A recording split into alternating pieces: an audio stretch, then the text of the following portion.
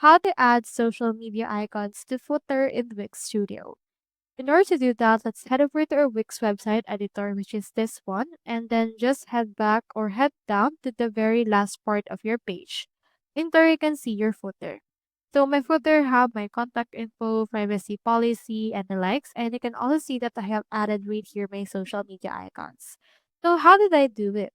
So I did it by actually editing in here the actual footer. You can click onto this stack right here and you can set social links.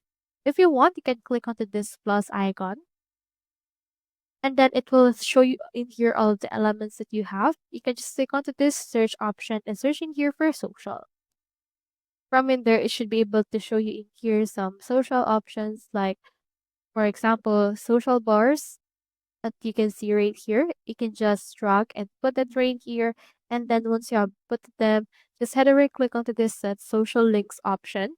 And then input right here the links as well as the icons that you want and change which link this is actually heading into. So that's how you add social media icons to Footer in Wix Studio. Hope we helped.